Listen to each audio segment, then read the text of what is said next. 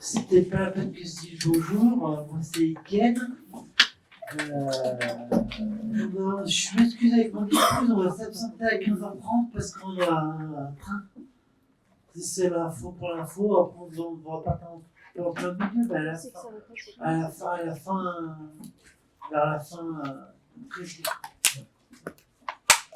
Alors, nous ne sommes pas des spécialistes de la question, mais lors de l'organisation de cette CAPLAB, nous nous sommes souciés et réjouis de l'existence d'aménagements de peine et d'alternatives à l'incarcération. Nous sommes d'abord demandé qu'est-ce qui différenciait si l'aménagement de l'alternative, puis qu'est-ce que c'est le suivi intensif, comment se termine-t-il vraiment? Enfin, on a questionné le comment et le pourquoi.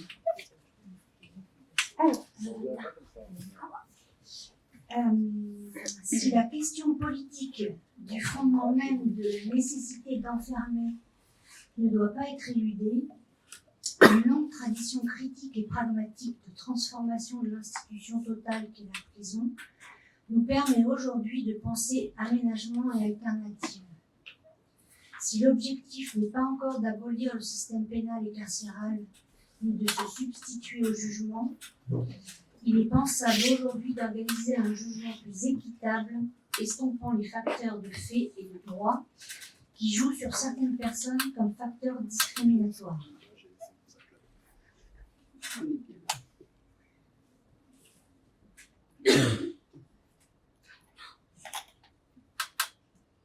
La tension entre le care et le contrôle, entre l'accompagnement et la contrainte, entre l'obligation d'adhésion et l'engagement tisse un lien entre les différentes interventions.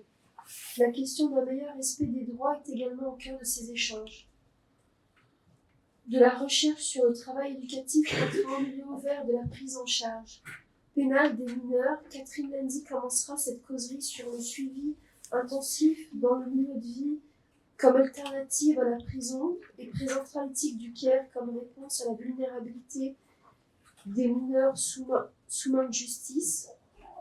Nous savons que les troubles psychiatriques sévères sont surreprésentés en prison, chez les personnes sans logement, et que le public des prisons est massivement composé de personnes en très grande précarité.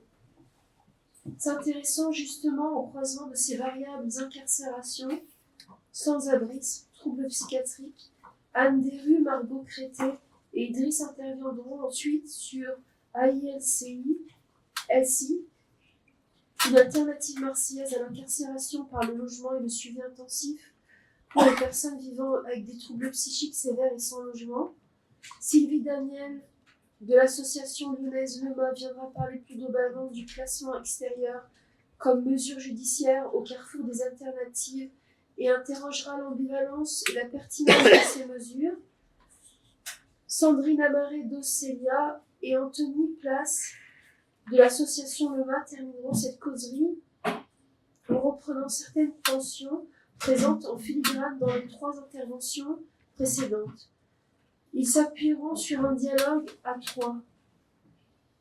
Jamel Benhamed ne sera pas présent physiquement, mais sa voix et ses réflexions seront présentes via un support audio. Je passe la parole à Catherine. Oui, merci. Je vais mettre les lunettes tout de suite. Bonjour, alors Catherine Lenzi, je suis sociologue et professeure à la HESSO de Genève sur le champ du handicap et de l'inclusion. Donc je remercie les organisateurs de cette journée, cette CAPLAB, de nous avoir invités. Et puis je suis très heureuse d'être là avec vous, parmi vous, pour venir à Lyon, où j'ai été pendant une dizaine d'années dans une très très belle ville. Alors aujourd'hui, mon intervention porte sur, je reprends mes lunettes, je vais peut-être les laisser, sur la question en fait, du suivi intensif des mineurs sous main de justice, avec en toile de fond la question de l'éthique du care comme réponse à la vulnérabilité des mineurs. Alors mon propos ne sera pas de croiser, malheureusement, j'aurais bien souhaité le faire, la question de l'alternative à la question à la prison pour mineurs avec celle du handicap, ça pourrait être le cas. Je ferai peut-être certains détours, mais c'est davantage la question de la vulnérabilité de ces mineurs qui sera abordée ici. Cette intervention en fait porte sur la question de l'alternative à la prison pour mineurs en France, mais pas seulement. Alors, c'est un propos qui s'appuie sur différentes recherches que nous avons conduites ces 10 dernières années avec plusieurs chercheurs, Philippe Milbain, Nicolas Salé, Bruno Milly, Cédric Verbeek, tout un ensemble de sociologues aussi qui s'intéressent à la question de l'accompagnement de ces mineurs pris dans un contexte d'intervenants qui ont affaire avec un nœud du métier complexe qui est celui d'accompagner et de contraindre. Donc je vais revenir quand même par rapport au propos ce matin, sur l'esprit de ces dispositifs qui sont nés en fait en France en 2002, donc c'est la loi Perben, qui donc en 2002, pour répondre aux exigences sécuritaires en fait, de la période politique, venait fournir un cadre dit de sanctions éducatives, selon ces termes, à des mineurs qui commettent des infractions de manière répétitive et dont les prises en charge éducatives classiques, que ce soit en milieu familial ou placées en établissement éducatif, n'ont pas permis jusque-là d'infléchir le comportement. Donc plusieurs établissements ont été créés en cette période, dont les centres éducatifs fermés, les centres éducatifs renforcés également. Mon propos portera essentiellement pour le cas français sur les centres éducatifs fermés, à partir desquels on a mené une recherche pour le compte de la mission Droit et Justice, la mission de recherche Droit et Justice, ces centres éducatifs fermés, donc 6 centres éducatifs fermés en région Rhône-Alpes. Et puis je mettrai en perspective une recherche plus récente qui s'est conduite France-Québec sur, alors non pas l'alternative en tant que dispositif fermé, enfin centres éducatifs fermés qui ne sont pas totalement fermés, on verra, mais sur le suivi intensif dans la communauté. Donc là c'est le suivi hors les murs de mineurs sous main de justice, sous contrôle judiciaire, donc en somme la prison hors les murs. Parce que dans ce suivi intensif, on observe exactement les mêmes logiques qu'en centre éducatif fermé. Le modèle, en fait, prend forme au croisement de 2 logiques d'action qu'il faut rappeler.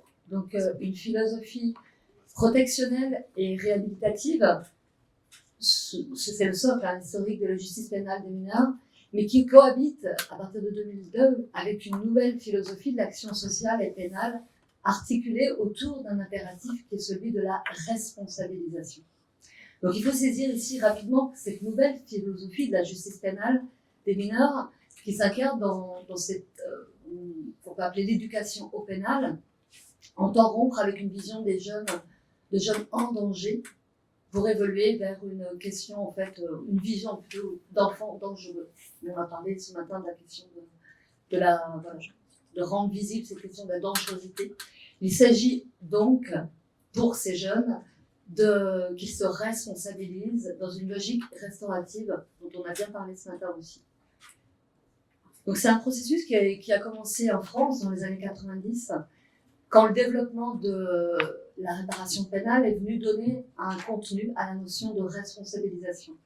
Donc la prise en charge des mineurs soumis à mesure pénale dans cette loi du 9 septembre 2002 a contribué à donner une dimension plus coercitive à cette approche en plaçant le traitement pénal des mineurs dans cette perspective de sanction éducative. Alors, mon entrée, elle va être non pas au niveau de l'esprit de la loi, mais sur la question des ajustements. La réappropriation par les acteurs, notamment ajustements institutionnels, organisationnels, mais aussi des ajustements relationnels. Donc la question au centre de nos travaux a porté sur cette tension entre accompagnement et contrôle qui forment les 2 faces en fait d'une même pièce et qui se logent au cœur des pratiques des agents qui sont chargés du suivi hors les murs ou en centre éducatif fermé où la fermeture n'est pas celle de l'enfermement entre les murs, et c'est une fermeture juridique. D'où tout en fait l'espace possible laissé aux intervenants dans ce qu'on a pu nommer des trouées du cadre pour pouvoir mener à bien en fait leur mission et tenter de résoudre en fait cette tension entre l'accompagnement et le contrôle. Alors je voudrais dire quelques mots sans trop m'étendre, hein, mais les CEF, les centres éducatifs fermés, on a pu y observer toutefois, même si ce ne sont pas des lieux d'enfermement tels que les prisons pour mineurs, mais des logiques de dépersonnalisation que Erwin Goffman a pu analyser dans Asile, qui sont toutes celles de rituels en fait, hein, de dépossession aussi des mineurs, de tout ce qui renvoie à l'identité aussi pour soi. Donc ça peut être de façon très basique, hein, mais c'est la question de la dépossession du téléphone portable, de rites en fait initiatiques, la question des fermetures des lieux, des chambres, des cellules en fait aussi pour ces mineurs. Donc il y a tout un paradoxe sur lequel les intervenants éducatifs ont à travailler. Ils sont à la fois dans un contexte en fait éducatif, mais dans un lieu en fait avec des rites qui sont en permanence en train de rappeler ceux de l'action d'enfermement. Donc il y a un phénomène de dépersonnalisation et de façon à contrebalancer ce phénomène de dépersonnalisation, on a pu observer un autre phénomène qui est celui d'une personnalisation de l'intervention qui prend appui sur la question, sur une logique, enfin en tout cas d'une éthique personnelle et d'une éthique du care. Je voudrais porter en fait l'attention sur une compétence importante qui va de pair avec la question de l'injonction à la responsabilisation, c'est la compétence pédagogique et interprétative qui est exacerbée par cette tension de l'accompagnement et du contrôle. Donc le suivi des jeunes délinquants, enfin des jeunes dits contrevenants, en centre éducatif ou dans la communauté, soumet les intervenants à cette tension structurelle qui d'une part entre dans les moyens de la contrainte, de la contenance, et d'autre part ont un objectif de suivi individuel et d'amélioration de la situation des jeunes. Alors si ce paradoxe n'en est pas un pour l'institution, enfin en tout cas le cadre réglementaire qui l'instaure comme principe fonctionnel, cette tension de la sanction éducative, ce paradoxe peut en être un pour les jeunes quand ils perçoivent la contrainte comme une entrave à leur liberté et non comme un levier éducatif ou réhabilitatif. Les intervenants sont dès lors davantage perçus comme des matons, entre guillemets, des surveillants, que comme des personnels éducatifs soucieux de leur avenir et agissant dans cette perspective. Cette compétence, cette question de la compétence pédagogique des intervenants, elle se voit en fait, et puis leur compétence concentrée sur la réduction de ce paradoxe en permanence. C'est une compétence qui est appelée à s'exercer non pas simplement dans l'application d'un cadre réglementaire, mais dans l'invention quotidienne de pratiques et d'échanges visant à faire comprendre aux mineurs sous main de justice que les obligations qui leur sont imposées sont censées leur être salutaires à terme. Donc du coup, ça se traduit par des arrangements constants, permanents, pour faire face à des situations spécifiques et souvent imprévues. Face au défi pour les intervenants de rendre possible la délicate alliance entre une mission de surveillance et une mission de contrôle, une mission d'éducation, de réhabilitation, ces intervenants doivent en permanence, du coup, transformer, voire transgresser le cadre de l'action. Alors, sur ce point, les enseignements de ces 3 programmes de recherche ont permis de mettre en exergue que pour tenir cette sanction, contrainte et responsabilisée, les intervenants devaient nécessairement déborder du cadre et venir à la rencontre des mineurs sur un terrain semi-clandestin, dans les interstices des dispositifs, où les rôles et les places de chacun sont redéfinis et où la part des émotions joue un rôle et joue à plein. Ces expériences de la contrainte hors les murs ne sauraient se limiter à une action de contrôle et de sanction. Elles visent aussi à faire évoluer le comportement des jeunes, donc ça s'appuie aussi sur une logique comportementaliste, et à faire acquérir un certain nombre de normes, de conduite dans un processus d'adhésion et de responsabilisation. On a pu observer que pour y parvenir, les personnels éducatifs doivent construire une compétence de réhabilitation spécifique de l'accompagnement de ces mineurs sous main de justice, qui consiste en fait à fournir aux mineurs les ressources pour prendre en main leur destin, réaliser leurs choix, des choix à moyen ou à long terme, à travers la notion de projet, qui sont conformes à leurs convictions, à leur intérêt. Il faudra me dire pour le temps. Il s'agit donc dans l'idéal de développer chez ces mineurs une capacité de projection de soi dans un espace-temps qui dépasse le périmètre de la mesure ou de la peine, puis de construire une trame de sens cohérente qui va associer le passé du mineur, son présent et son avenir. Cette trame vient alimenter la valeur qu'il peut donner, ce jeune, à l'accompagnement socio-éducatif. Cette dimension pédagogique est donc censée constituer la clé de voûte de l'ensemble du processus éducatif. Elle suppose donc de la part des intervenants une approche individuelle et interprétative, un agir dit discrétionnaire, dans le cadre de confrontation, de délibération aussi entre groupes de pairs. Cette tension et les espaces d'initiative professionnelle qu'elle rend possible constituent en fait un intérêt, enfin en tout cas un objet d'intérêt majeur pour les chercheurs. Pour le chercheur, dans la mesure où ils font appel à cette compétence d'interprétation et de réinterprétation des cadres, et notamment de la loi, en fait, de cette question de la sanction éducative, et une réinterprétation pour le cas français qui se fonde sur une éthique personnelle, mais une éthique proche de l'éthique du CARE, que sur des techniques éprouvées. Donc tout ça s'observe sur des actions du quotidien qui s'appuient sur des jugements aussi professionnels et qui sont fondés sur une éthique du CARE qui répond aux émotions qui sont créées par des situations rencontrées, des expériences préalables, semblables, dans cet espace-temps restreint. Puisque la prise en charge dans le centre éducatif fermé est sur une durée de 6 mois, qui peut être répétée une seule fois.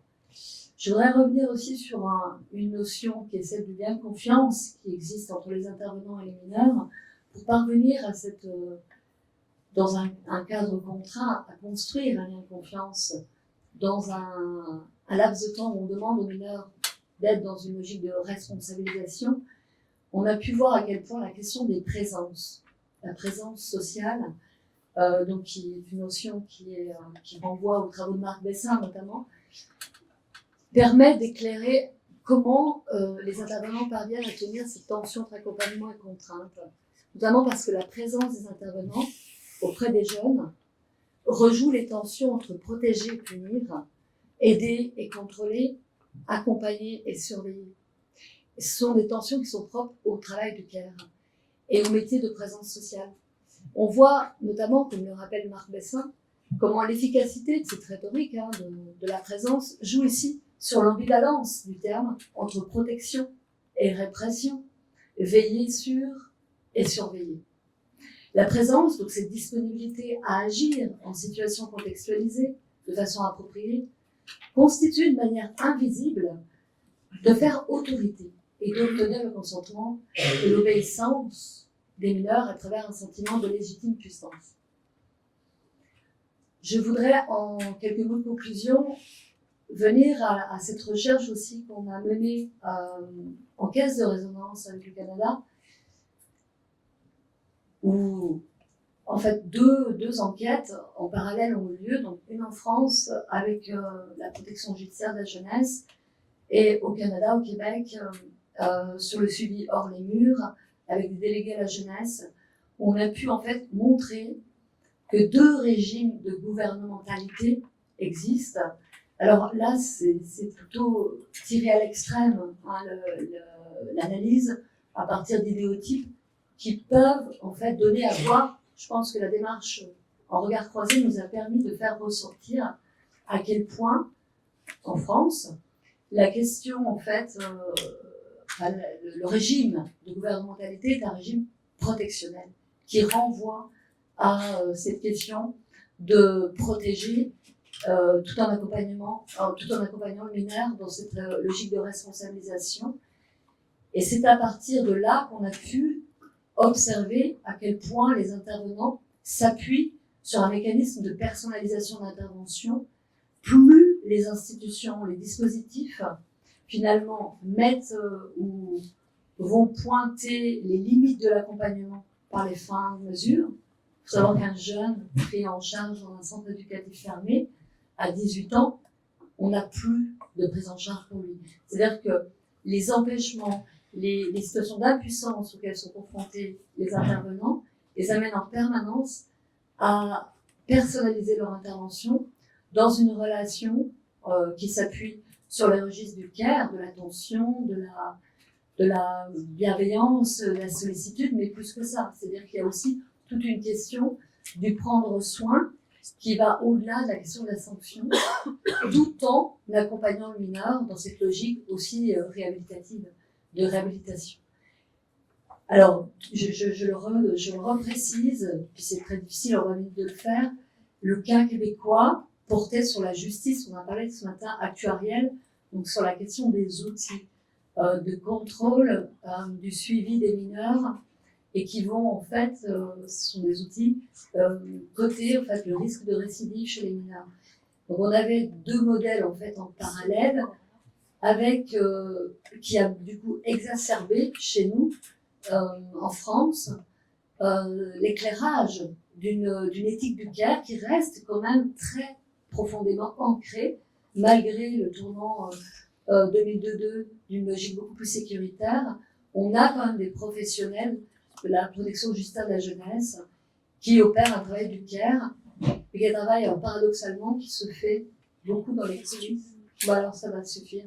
Beaucoup dans les coulisses et dans les interstices des institutions, mais qui fait ressortir fortement qu'à côté de cette nouvelle politique pénale, éducation pénale, on est dans un registre protectionnel et qui de toute façon s'enracine au-delà des injonctions des dispositifs dans une co-élaboration avec les mineurs de leur parcours et de l'accompagnement au plus juste, au plus près, du respect de leur dignité et aussi du choix en tout cas qu'ils peuvent être amenés à construire ou à se projeter dans un avenir plus sûr pour eux. Voilà, je pense que c'est un peu court, mais on pourra revenir dans les échanges. Merci. Bonjour, donc moi je suis Sylvie Daniel, je suis responsable de service pour une association lyonnaise qui s'appelle le Mouvement d'Action Sociale. Donc aujourd'hui j'interviens avec Lucie Le Simple, excusez-moi tout à l'heure parce qu'on n'a pas pu donner son nom et pour moi c'est important qu'on puisse nommer les gens qui participent, et qui est assistante de service social au sein de l'équipe du placement à l'extérieur. L'association LEMA, c'est une association qui existe depuis 1961 et qui aujourd'hui regroupe 24 services, mais initialement qui s'origine parce qu'un juge d'application des peines qui s'appelait Maurice Liotard a souhaité s'inscrire auprès des personnes qui sortaient de la détention. Et donc c'est une association vraiment qui s'origine pour épauler la justice dans le traitement et la prévention de la marginalité et de la délinquance. Donc là c'est important de le rappeler. Aujourd'hui c'est une association qui va vers un certain nombre d'objectifs, notamment accueil, accompagnement, aide aux personnes en situation de victimes, de souffrance psychosociale, précarité, exclusion, handicap, avec un volet recherche et sensibilisation sur les situations des publics en difficulté. Voilà. Et je vais laisser la parole à Lucie, parce que c'est elle qui intervient au quotidien pour vous présenter qu'est-ce que c'est que le placement à l'extérieur. Bonjour.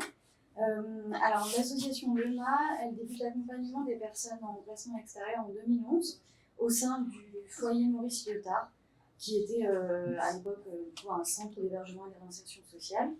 Et en 2013, elle est la première association de France à exercer des mesures de placement extérieur individualisées, c'est-à-dire au domicile des personnes. Donc pour le placement à l'extérieur, vous connaissez certainement les aménagements de peine comme le bracelet électronique ou la semi-liberté. Le placement à l'extérieur, c'est également un aménagement de peine sous écrou, hors les murs. C'est une mesure autocontraignante avec des horaires d'assignation à domicile et des obligations.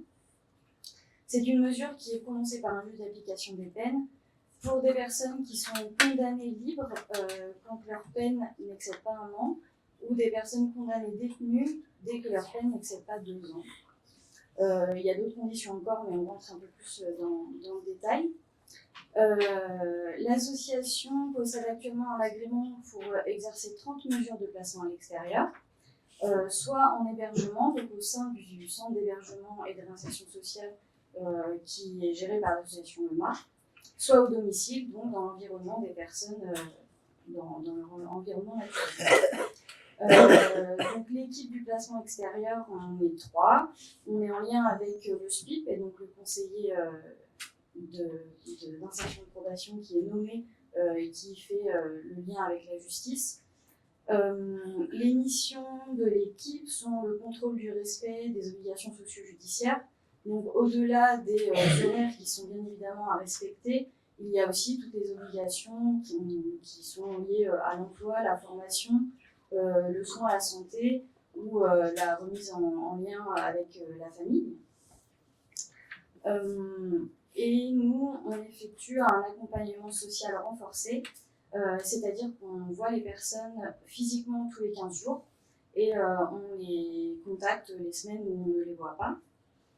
Pour la fin des suivis, on essaye de prévoir en amont de la fin de la peine, parce que notre action se termine en même temps que la personne n'est plus sous écrou.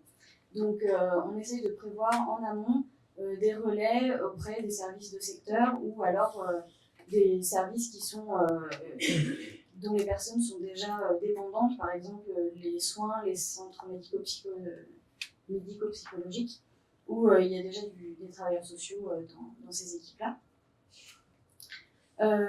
Ensuite, on voulait donner quelques chiffres. Donc, au 1er septembre 2022, il y avait 86 243 personnes qui étaient placées sous écrou.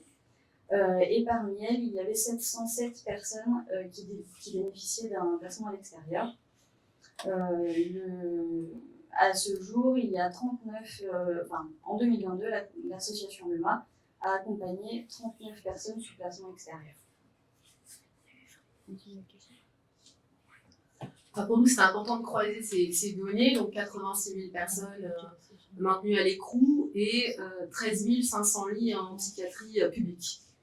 13 500 lits en psychiatrie publique avec une baisse chaque année à peu près de 1% de lits. Et un chiffre qui a été donné dernièrement, alors je ne connais pas tout à fait sa validité, mais en tout cas, il y a eu une forte mobilisation de la psychiatrie. Hein. On a entendu depuis 2 jours 30% de personnes qui souffrent de troubles de santé mentale qui sont aujourd'hui détenues dans les prisons françaises. Et depuis quelques jours, il y a eu énormément de démarches de la psychiatrie publique qui parlent d'un délabrement du secteur. Et l'un d'entre eux disait, faute d'accueil, rien qu'en Ile-de-France, il y a entre 60 à 70 000 personnes, dont au moins 60% sont des malades mentaux, qui errent en dehors de toute institution et de tout domicile.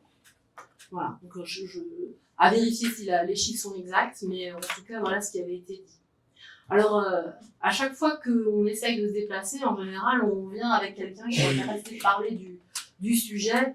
Mais aujourd'hui, c'est compliqué parce que faire venir quelqu'un qui est sous écrou, c'est toujours compliqué, surtout qu'ici c'est filmé et on ne peut pas se permettre. Alors, je vais vous lire une lettre pour qu'il puisse quand même exister cette présence, cette parole.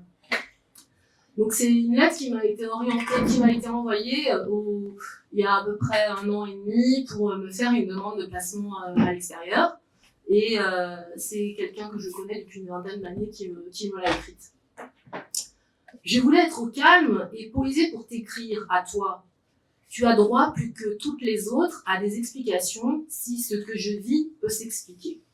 J'ai 45 ans et ma vie est alternante depuis une quinzaine d'années entre la détention, l'hôpital et des essais avortés de vie à l'extérieur. Ma scolarité s'est plutôt bien passée jusqu'au baccalauréat, mais voilà, j'ai des troubles du comportement depuis mon adolescence, une grande imagination, plutôt les prémices d'un comportement mythomane, mais moi je n'aime pas ce terme, je rêve ma vie de façon cyclique. Ce qui était très bon à l'école est devenu un handicap, plus j'avançais vers l'âge adulte. Je ne cherche pas d'excuses, je te donne ma version des faits, dans un moment où je suis dans un état stable, ce qui ne m'arrive pas très souvent. Je viens d'une famille très aimante. Mes parents avaient leurs problèmes. Mes frères et sœurs m'ont beaucoup protégée de l'alcoolisme de mon père et de la folie de ma mère. Est-ce génétique? Je ne crois pas que les gènes font tout de nous, mais j'ai probablement hérité de ma mère un peu de sa maladie. Mais c'est ma vie. Et sauf mon père qui s'est accroché à l'espoir de ma guérison, le personnage que je suis a su malgré lui scier la branche sur laquelle il était pour se faire s'éloigner de moi, mes amis et ma famille. L'argent joue un rôle important dans ma façon de vivre. Je n'ai pas le goût de l'effort, je voulais tout et tout de suite. Après mes études, et grâce au cadrage de ma chef, j'ai passé 2 ans corrects au sein d'une entreprise, même si je m'inventais déjà petit-fils des Mérieux. Le départ de ma chef adorée et si tendrement sévère m'a fait décompenser. J'ai détourné des fonds, loué des appartements dans les îles sur le compte de ma société. À ce moment-là, il y a un basculement et j'ai commencé à perdre de plus en plus pied avec la réalité. J'ai goûté à la drogue. J'ai été condamnée en 2006 et je suis allée en prison. Ce n'est pas si mal la prison. Il y a du cadre et on y est dans une sécurité certaine.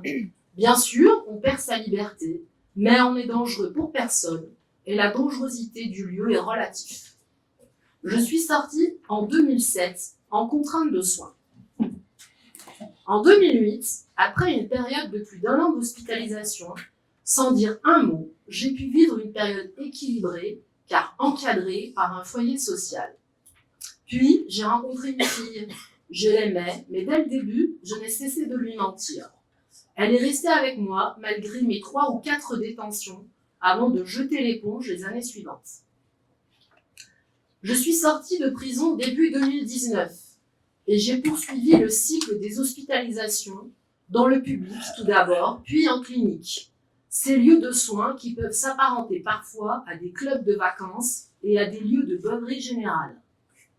À cette époque, je suis restée 1 an sans papier, car la préfecture refusait, au nom de mon passif, de me faire tout document administratif. J'ai évité la rue grâce aux rares personnes qui me supportent. Et puis, de nouveau, la détention et les hospitalisations. J'ai décompensé sévèrement à plusieurs reprises. J'ai très peu vécu en appartement. Je ne supporte pas la solitude. J'ai besoin d'être encadrée. Seule, je multiplie les passages à l'acte. Je m'invente des personnages. Directeur du service juridique de la Poste, directeur du département chez Sanofi.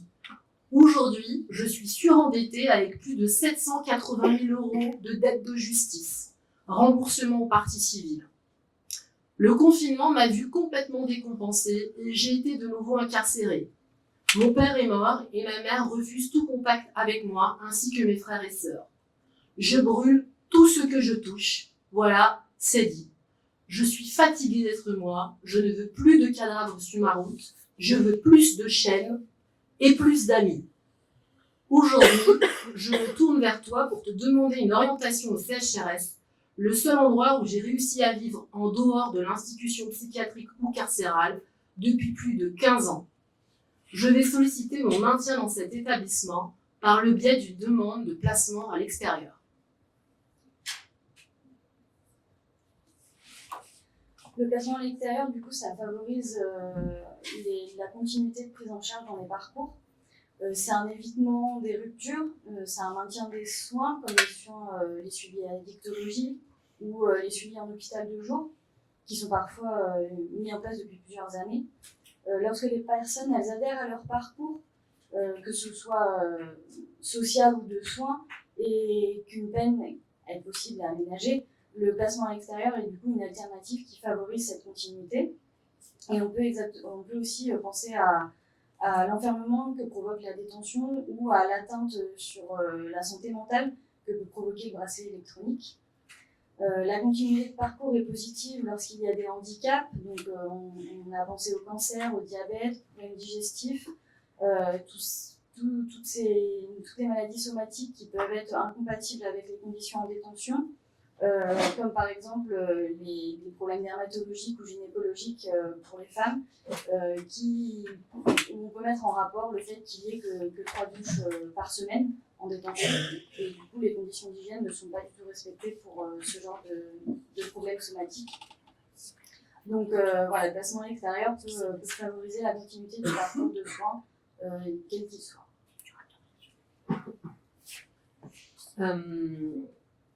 Aujourd'hui, le placement à l'extérieur,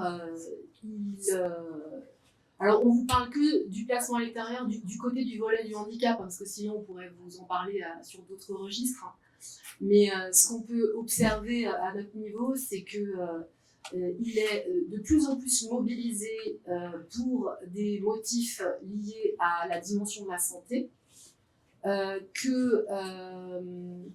on peut vraiment valoriser cette mesure pour tout ce qui vient d'être soulevé par Lucie et on peut vraiment mesurer l'impact qu'elle peut avoir dans l'évitement des ruptures dans les parcours.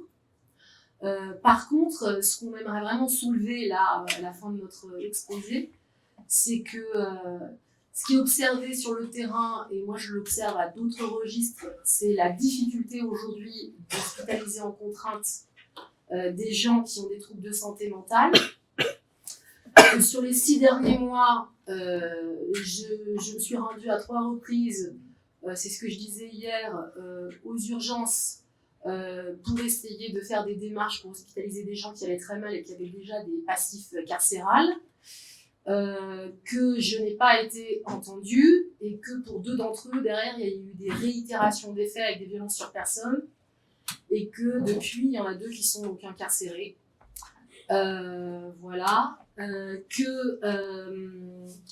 Mobiliser aujourd'hui le placement à l'extérieur pour des raisons de santé, notamment des raisons de santé mentale, ça relève vraiment d'une décision du juge d'application des peines, on le dit depuis 2 jours, on est quand même plutôt dans une vision souvent sécuritaire. Alors on voit bien au niveau du Lyonnais qu'en fonction des orientations qui nous sont faites, c'est vraiment extrêmement variable et que souvent ça émane du même juge d'application des peines qui prend des risques en se disant ben voilà, moi je défends une conception de l'action et je souhaite que les personnes qui ont des troubles aillent plutôt du côté du placement à l'extérieur que du côté de la détention.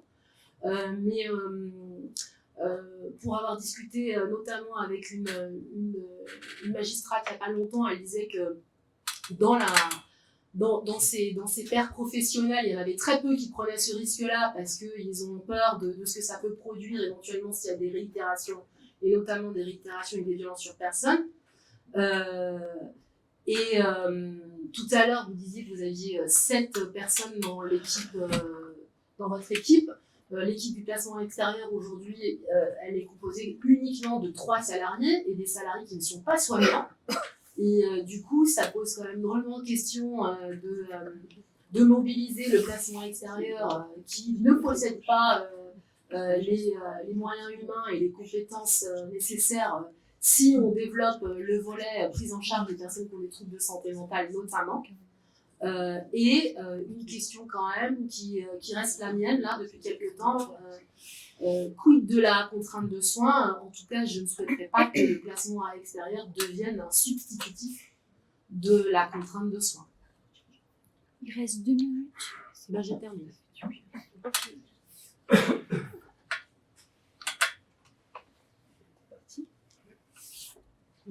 Allez-y. Du coup, c'est à nous. Donc, moi, je suis Sandrine Marie, comme a dit Swad, donc je suis membre du collectif Soif de connaissances. Donc, je le cite puisque Jamel en est aussi membre et Cédric Sadin, c'est bon à la salle aussi. Et le collectif membre, collectif Soif de connaissances et un collectif associé à la communauté mixte de recherche. Donc, c'est aussi pour ça que je le nomme. Et puis, je suis chercheur sur les questions relevant essentiellement du champ du handicap et les recherches participatives. En revanche, plus éloignée des questions liées à la prison, et donc je me suis engagée dans un dialogue pour cette CAPLAB avec Anthony à côté de moi qui se présentera, Cédric qui est dans la salle que je viens de nommer et qui initie une recherche sur les situations de sans-abrisme en sortie de prison.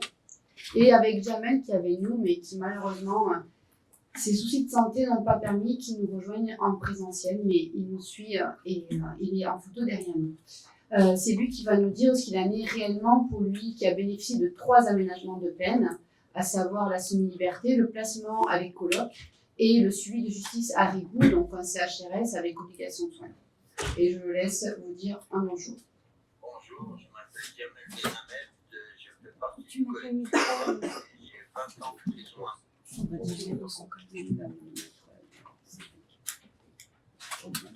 Bonjour, je m'appelle Jamel Benhamed, je fais partie du collectif. Excusez-moi.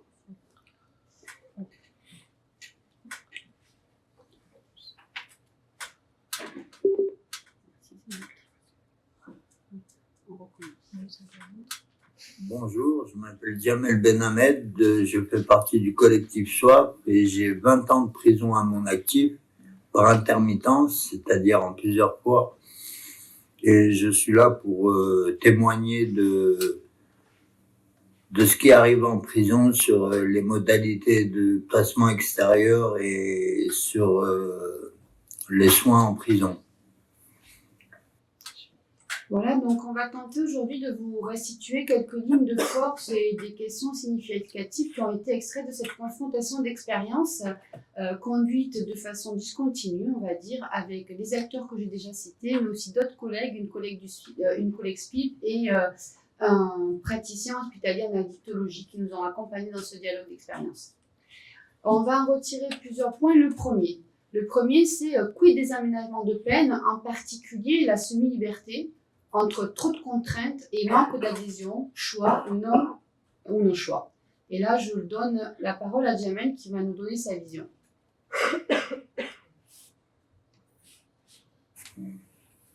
Alors voilà, la semi-liberté en elle-même, je me suis évadé dès qu'on m'y a placé. C'est parce que pour moi, la semi-liberté, c'est du trompe-l'œil, c'est du flanc, parce qu'il n'y a pas d'aménagement, il n'y a pas de réinsertion possible. Faut tout faire par soi-même, il y a trop de contraintes. Il y a trop de contraintes, oui, à mon avis, pour moi. Et faut tout faire par soi-même, chercher un logement, chercher un addicto, chercher un travail, faut tout refaire sa vie à zéro. Alors qu'en prison, on peut tout faire par l'aide du SPIP et par les autres aménagements aussi. Mais la semi-liberté, je me suis évadé dès le premier jour parce que j'estimais que j'avais pas ma place là-bas et c'était trop contraignant pour moi. Et donc voilà quoi. Tu disais, Jamel, que la dernière fois, tu nous expliquais aussi qu'en fait, on était d'ailleurs assez surpris quand tu nous disais ça, tu t'es évadé en fait parce que tu voulais retourner en prison. Ouais, je voulais retourner en prison pour trouver un autre aménagement de peine ou finir ma peine en préparant ma sortie, en trouvant un logement qui puisse m'aider à me réinsérer correctement, comme celui que j'ai trouvé à Ribou. Là, on m'a bien réinséré, j'ai bien réussi ma réinsertion. Maintenant, ça fait 5 ans que je suis réinséré, je suis très bien dans ma vie, dans ma peau, et je suis très bien. Ouais, tu disais, l'idée, c'était de préparer ta libération. Ouais. Et en plus, j'ai eu une contrainte pénale, médicale, et c'était ce qu'il me fallait pour moi. C'était exactement ce qu'il me fallait. Et il y avait aussi, tu avais parlé aussi du placement extérieur avec coloc. Ah oui, le placement extérieur avec colocataire, c'était bien au départ, mais une fois qu'on m'a mis avec le colocataire, il me convenait pas et j'ai pas supporté avec son alcoolisme et tout. Donc j'ai dû partir de l'appartement et rebelote, je me suis évadé et j'ai préféré retourner en prison. Tu n'avais pas choisi le colloque. Je ne l'avais pas choisi. On m'a demandé si j'étais d'accord pour partager l'appartement avec quelqu'un. J'ai dit oui. Et on m'a dit qu'il était très bien et tout ça. J'ai dit oui. On m'a dit que c'était cette personne-là. J'ai dit ah oui, il est sympathique et tout ça. Mais une fois en prison, il est comme ça. Et une fois à l'extérieur, il était d'une autre manière. Et j'ai pas supporté de le côtoyer à l'extérieur et je suis parti. Ok. Je suis parti. Ok. Donc voilà. D'accord. Donc voilà, donc ce qu'on retient aujourd'hui, dans le temps qui nous est imparti, on a fait des choix, hein, désolé, mais donc c'est la semi-liberté et la question de la semi-liberté, c'est deux logiques. La première, c'est celle de soit trop de contraintes, et ça permet pas de recréer un parcours qui a été cassé, un parcours qui est laissé depuis quelques années et qui n'est plus le même au retour. Et puis, par ailleurs, les mesures de semi-liberté ordonnées, d'un point de vue judiciaire, sans être conçues avec un accompagnement addictologique dans son cas suffisant, conduisent à la mise en échec et donc retour à la case départ, à la case prison. Après, progressivement, dans notre dialogue, le dialogue est apporté essentiellement sur la question du choix, du non-choix et ou de l'adhésion, sachant que conceptuellement, l'adhésion, elle doit être à la fois claire, tenable, limitée dans le temps. Et on sait que ce n'est pas forcément le cas dans le cadre de mesures judiciaires. Donc Jamel évoquait la question du non-choix du colloque, en fait, en placement extérieur, tout en adhérant à une proposition. Et puis du non-choix de l'aménagement, parce qu'en fait, il expliquait, tu peux tout demander en sachant que tu ne vas pas tout tenir. Donc, s'agit-il d'un choix? Et je laisse Anthony en dire peut-être quelque chose. Oui, bonjour à tous. Donc, cette question du choix, pour moi, vous m'entendez ? Cette question du choix, pour moi, elle amène la question de la place de l'aménagement de peine et de la façon dont il est porté auprès des détenus. Je pense qu'on est à peu près tous d'accord pour dire que c'est un instinct premier de vouloir sortir de détention si on voit une fenêtre qui va nous le permettre. La question maintenant, c'est à quel moment on est bienveillant et accompagnant envers les personnes pour leur proposer des solutions qui vont pas simplement être une conséquence d'une durée de peine, d'un bon comportement, mais qui vont permettre de renforcer et d'accompagner au mieux les personnes via un projet qu'ils formulent.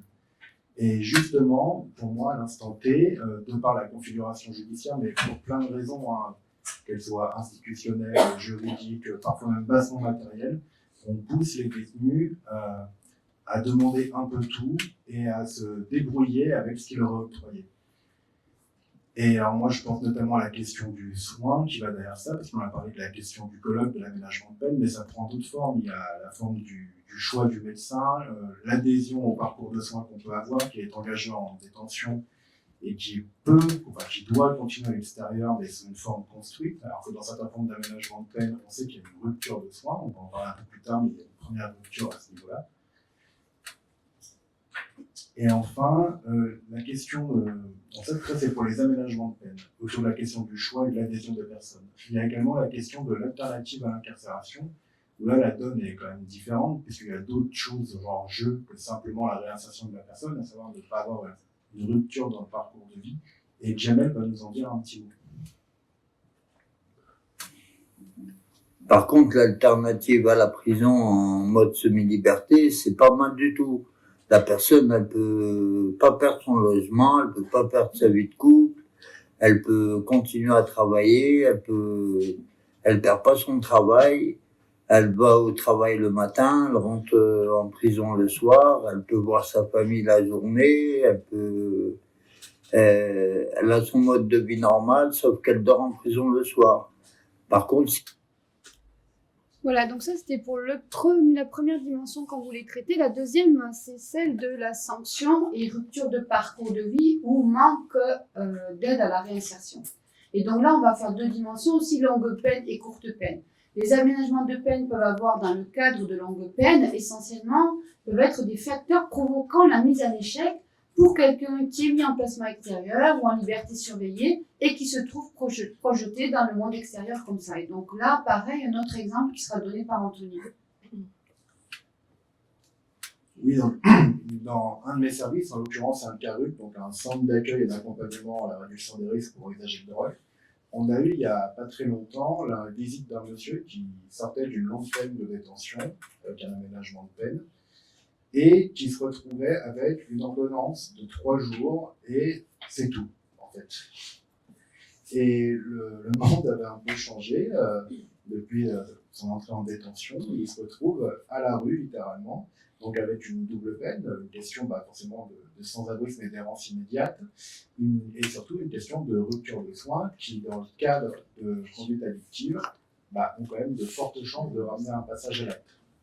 Et là, justement, on se retrouve à s'interroger sur un côté vicieux de tout ça, puisqu'on a quelqu'un qui a été incarcéré, qui a un aménagement de peine, que les choses se passent mieux pour lui. Il se retrouve dans une situation où je ne me permettrai pas de dire qu'il va être obligé de reconnaître des délits, mais en tout cas dans un contexte qui va grandement le favoriser, rien que pour avoir justement son traitement d'exécution, en l'occurrence, qu'il n'a plus. Et justement, à ce sujet, ça plus jamais Mais il réagit en tout cas. Au bout de 9 ans, normalement, ils auraient dû tout faire pour l'aider à trouver un logement de prison. Au bout de 9 ans de prison, ils auraient dû tout faire pour lui préparer un logement, pour lui préparer une sortie digne de ce nom, quoi. Et pas lui le sortir et lui dire faire le 115. C'est pas normal, ça. C'est pas de la réinsertion. C'est pas de l'aide à la réinsertion, moi, je trouve ça. C'est dégueulasse ce qu'ils ont fait pour cet homme-là. Normalement, il y a tout pour... il avait tous les bagages en main pour pouvoir avoir une réinsertion normale. Et je trouve pas ça normal qu'on le fasse sortir et sans lui donner un toit sur la tête, ne serait-ce qu'un foyer, un CHRS ou autre. Je comprends pas. Ok, puis on va passer au niveau concernant les courtes peines cette fois. Pour les personnes avec des troubles psychiques et ou addictologiques, les courtes peines sont à la fois suffisamment longues pour détruire des choses à l'extérieur, mais beaucoup trop courtes pour en construire à l'intérieur. Et donc d'où la question, est-ce qu'on sanctionne la personne dans le but de la punir ou est-ce qu'on la sanctionne dans le but de se réinsérer et d'en sortir meilleur? Alors, dans le cadre des courtes peines, ça amène moi en tout cas, ça m'amène à m'interroger sur l'utilité de la prison, en fait, en soi.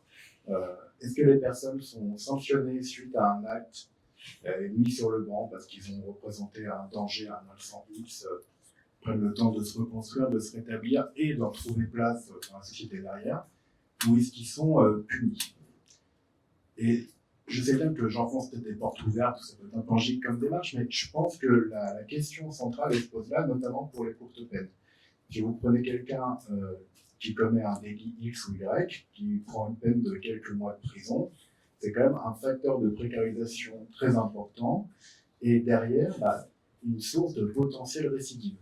On a pu échanger avec une collègue du SPIP qui justement nous explique qu'une incarcération courte entraîne une précarisation renforcée, que quelqu'un qui rentrera pour 6 mois d'emprisonnement est susceptible de perdre son emploi, ses revenus, et le SPIP, dans un délai si court, il devra y arriver en orientant dans sa réinsertion professionnelle. Donc on va réinsérer quelqu'un qui a perdu son emploi suite à l'incarcération, donc on soigne le mot qu'on a quand même causé indirectement, en constituant des dossiers d'hébergement pour l'appartement qu'il a perdu, toujours pour la même cause, et qui auront peu de chances d'aboutir en 6 mois.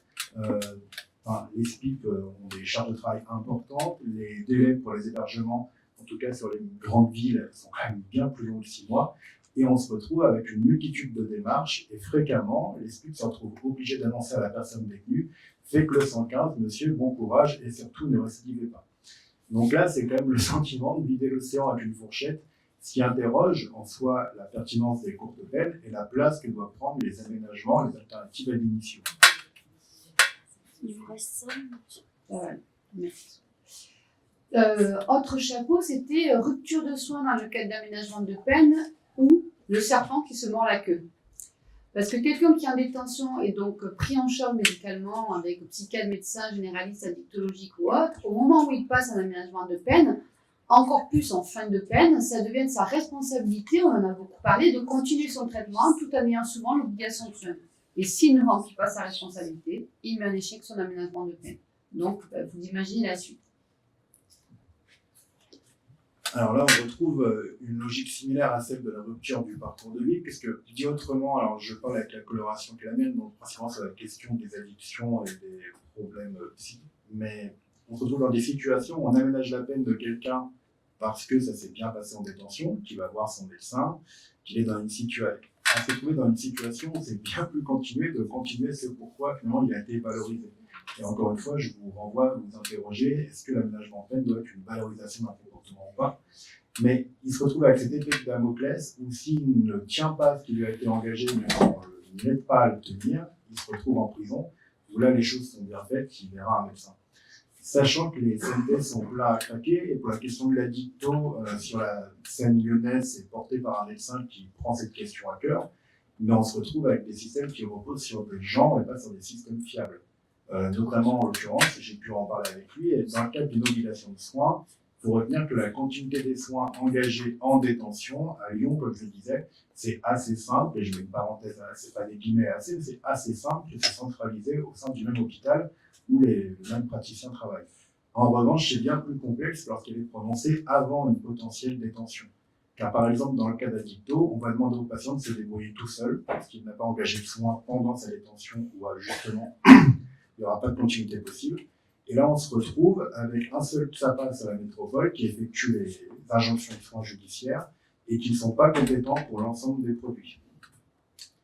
Donc c'est toute l'ambivalence du système français, l'obligation de soins d'un côté, et est-ce qu'il est là pour forcer à respecter la loi, ou est-ce qu'il est là pour soigner la personne sans avoir à se sentir redevable, parce qu'on n'est pas dans une faveur, on est quand même dans le soin des personnes. Et pour moi, il y a deux façons d'appréhender les choses. Par exemple, encore une fois, dans le cadre de la dictologie, tu prends un patient alcoolique à qui tu mets une injonction de soins. Si tu le mets dans le but qu'il arrête de boire pour ne pas commettre de délit, s'il ne tient pas son injonction, il va en prison. Si tu le mets dans le but de le soigner, il faut quand même te préparer à l'idée que ça ne va pas marcher les premiers coups. J'espère surprendre personne, mais ça ne marchera pas. Et le droit à l'erreur et le traitement à la rechute dans ces mécanismes de rétablissement, pour moi, doit être prépondérante dans ces questions judiciaires qui y sont intimement liées. Si on poursuit, on parvient à trouver une autre logique, encore une fois, celle de la tolérance. L'obligation de soi serait une chance qu'on donne, et quand on te donne une chance, tu es redevable. Devons-nous être redevables envers la justice? Encore une fois, on peut en parler. Jamel, par rapport à cette question de redevable, il nous en dit quelque chose. Oui, j'étais redevable envers la justice de m'avoir donné cette réinsertion auprès de Ribou, parce que je me suis bien réinséré en 5 ans.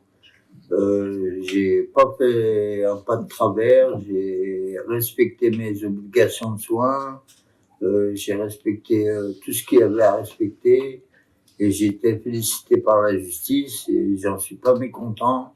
Maintenant, je vis dans le 6e, je suis content, et j'ai mon petit appart, même si je suis malade maintenant, je suis pas mécontent. Si j'avais pas respecté mes obligations de soins, j'aurais fini peut-être encore en prison ou à la rue. Et dans l'état où je suis maintenant, à la rue, malade comme je suis, je serais peut-être mort. Ou en prison, avec la maladie que j'ai, j'aurais pas tenu le coup. Je suis vraiment content, quoi. Vraiment content. Voilà, il y a une dernière, pareil, le praticien dont on parlait qui nous évoquait aussi que concernant la question de la redevabilité, la question des normes PMR sont intéressantes à regarder parce que si les prisons les plus récentes rénovées sont aux normes, le prisme sécuritaire amène des complications. Il explique que amener des détenus à un endroit X demande de changer il faut changer d'étage, il va falloir détacher un surveillant spécifique pour accompagner le détenu en fauteuil qui ne peut pas prendre les escaliers avec les autres. Et dans les faits, ça se traduit par un détenu qui prend un bouquin pour s'occuper car il sait qu'il va avoir une longue attente pour lui et qu'il dérange en fait. Et cela est vrai dans de nombreux autres moments de la vie quotidienne, car pas d'aide à domicile en prison, et donc cela met une situation de dette avec le co-détenu, et encore faut-il que le co-détenu l'accepte de l'aider. Voilà, donc vu le temps, on va direct à la conclusion. Pour conclure, ce qu'on a envie de vous dire, en tout cas de partager, ce que, et quid de la schizophrénie qui bat parfois son plein dans le cadre de l'aménagement de peine, si on écoute ce qu'on vient de se dire là, Autre chose, la semi-liberté, renvoie aussi à la place des SPIC, comme on l'a dit. Est-ce qu'ils sont là pour contrôler ou pour accompagner? Et comment c'est vécu dans le cas d'un handicap? Parce qu'on peut contrôler ton rapport à la loi peut-être, mais contrôler ton rapport à la maladie, c'est quand même compliqué, me semble-t-il. Et in fine, ce qu'on retient aussi, c'est toute la question de la systématisation qui est discutable, je crois. Une dernière question qui sera posée par Anthony pour ouvrir le débat. Oui, c'est justement autour de la place de l'aménagement de peine et de l'alternative à la détention. Est-ce qu'ils doivent s'inscrire dans une mesure plus juste, plus efficace pour les personnes en prenant en compte l'ensemble de leur situation? Ou est-ce que ça doit être une réponse judiciaire à une situation plus ou moins systématisée qui répond à des contraintes parfois bassement opérationnelles? Enfin, Sylvie le répétait, il y a presque 73 000 détenus, c'est pas un record, un triste record, qui amène forcément des obligations de trouver des réponses. Mais je pense que dans ce cadre-là, la systématisation n'a pas forcément sa place et qu'on doit davantage individualiser et prendre en compte l'ensemble des composantes de la personne pour l'accompagner vers les choses et pas simplement essayer de traiter les problèmes.